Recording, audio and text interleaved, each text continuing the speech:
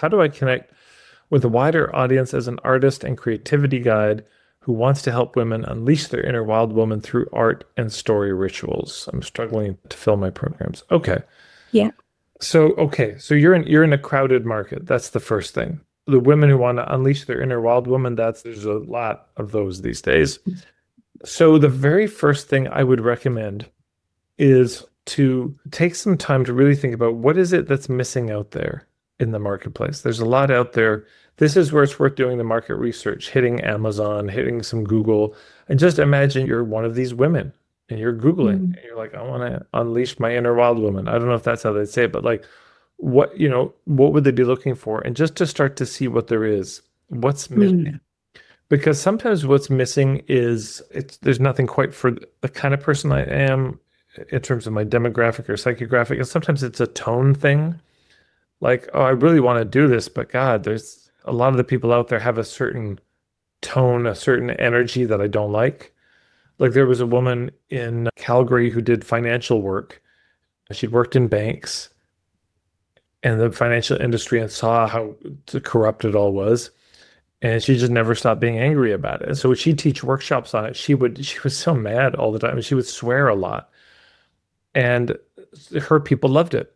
And the people who weren't her people didn't love it.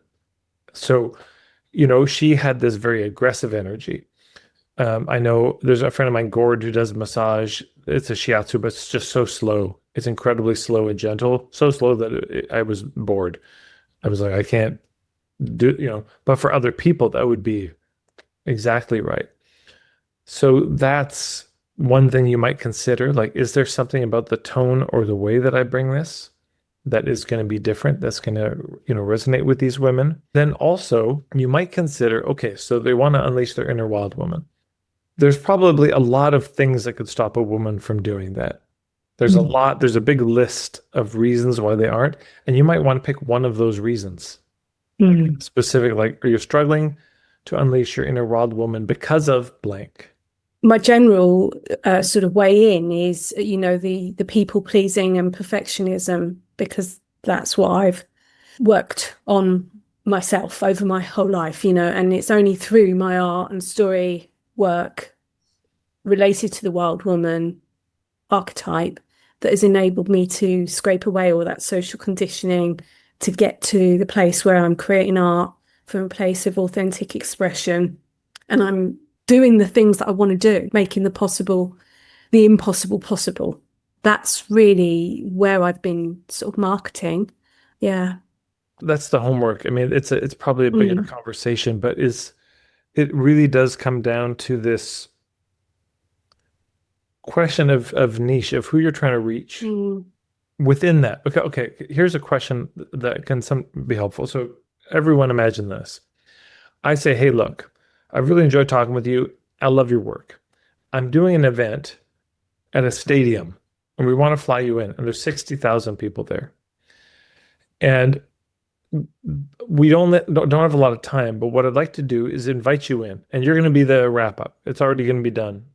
And we're going to do this game where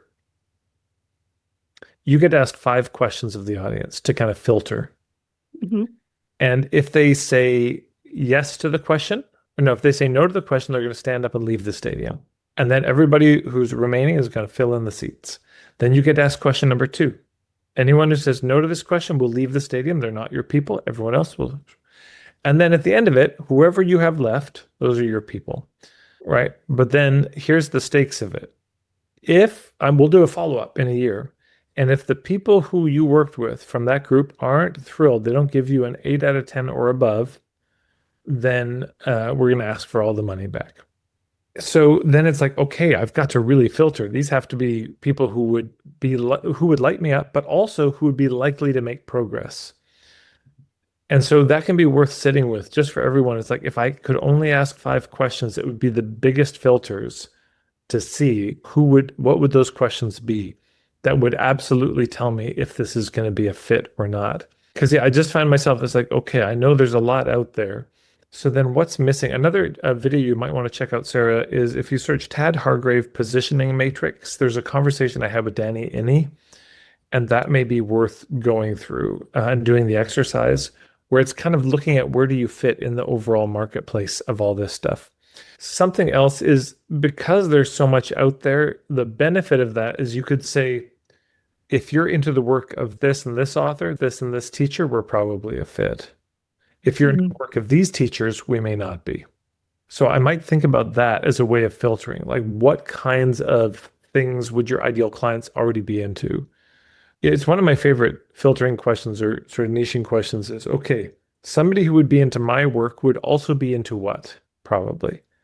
If they were to go to your art and story rituals, love it, be like, this is amazing, then you'd be like, you're probably also into this, aren't you? You're into this kind of hobby, this kind of, you have this interest, you're a part of this scene or this community. I guess that's the last thought I'd leave too around niching is, one of my favorite questions around niching is, who's the community you want to be adopted by? Who's the scene you would want Answer to... that. Sorry? I could answer that straight away. Right. That would be Sharon Blackie. I thought it might be, yeah. Oh, yeah. And so, but this can literally be really near the top or almost the headline of it, where it's, if you're drawn to the work of Sharon Blackie, and if women rose rooted in Hagitude, and you're into all this work, but you struggle to apply it into your life, this is how. Like, there's a woman I knew who was a GAPS consultant. Now, you're not certified by Sharon. I don't know how she feel about it. No. There's a book called GAPS, The Gut and Psychology Syndrome, and it was this yellow book, yellow cover, and her headline was like, do you have the yellow book and you love it, but you're struggling to apply it? And so her whole work was applying it. So it could be, the headline could be like, if you're into the work of women like Sharon Blackie or Clarissa Pinkola Estes, and you just love it, but how do I translate this into my daily life? That's what this is. I mean, then that's, you see, then it's not, hey, you're not coming to me for like the information. You're not coming to me for here's a necessarily a new folktale you've never heard, though we may do that. You're not coming to me for the academic background. You're coming to me for the translation into, and then that becomes part of the niche. Yeah. My niche is I'm the author. I'm the one who helps you put it into practice. Yeah, that's a good idea. Well, of course it is. That sounded a bit patronizing. Sorry, I didn't mean it like that. I mean, that's really cool. Yeah. That's I have plenty of bad ideas. They're not patronizing. Most of them are not great. Well, thank you, Sarah, and bless your work out there.